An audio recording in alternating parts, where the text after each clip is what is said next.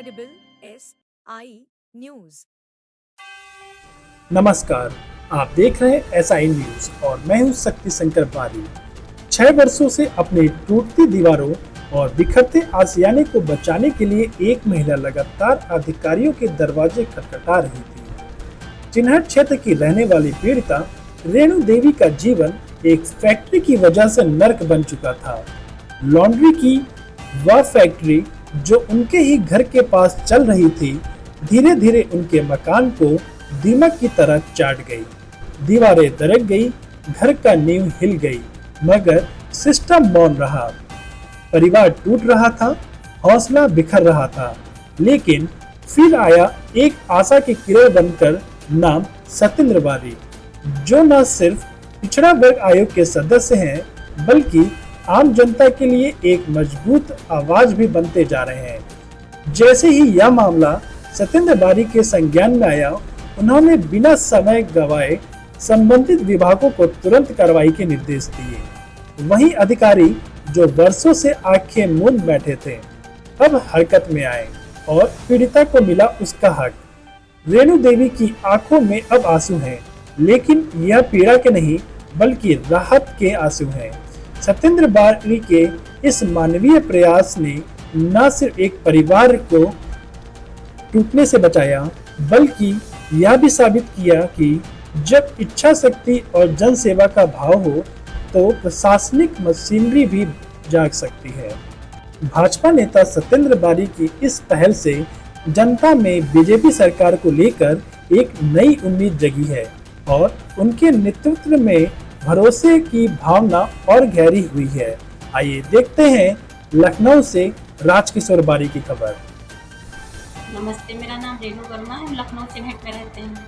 मेरे घर के बगल में कपड़ा धुलने की बहुत बड़ी बड़ी सी मशीनें लगी हुई हैं, जिसकी वजह से मेरा घर बैठा जा रहा था। ये समझ लीजिए 5-6 साल से बहुत परेशान थे। 5-6 साल से हम समझ लीजिए पूरे जो है नगर निगम, उद्योग विभाग, प्रदूषण विभाग, डीएम जी के पास दौड़ी रहे, मगर कोई सुनवाई नहीं हो रही थी।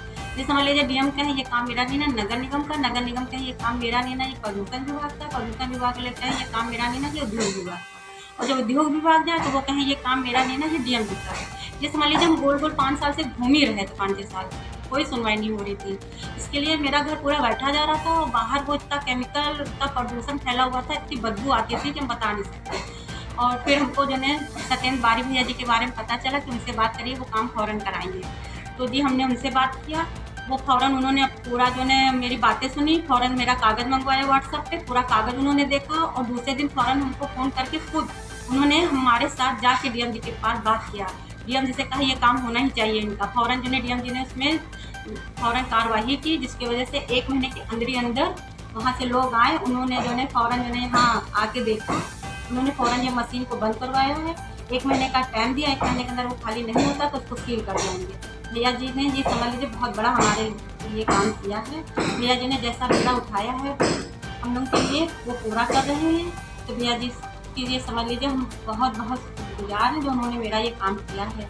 ये समझ लीजिए कि वो हमसे फ़ोन कर करके बीच में पूछते भी रहते थे कि आपके यहाँ से कोई फ़ोन उधर से आया आपके पास या कोई कागज़ आया है, इसके बारे में बीच बीच में खुद जानकारी लेते रहते थे। और ये कहते अगर वहाँ से नहीं होता है काम तो मुख्यमंत्री जी के पास जाएंगे, आप परेशान नहीं होंगे। ये समझ लीजिए उन्होंने हमें अभी तक का पूरा साथ देते रहे। हमें किसी बात की उन्होंने वो नहीं करने दिया कि हम कहीं जाएं, वो खुद कागज़ लेके जाते थे। भैया जी ने जैसा बीड़ा उठाया हम लोग के लिए वो पूरा कर रहे हैं। बहुत बहुत धन्यवाद।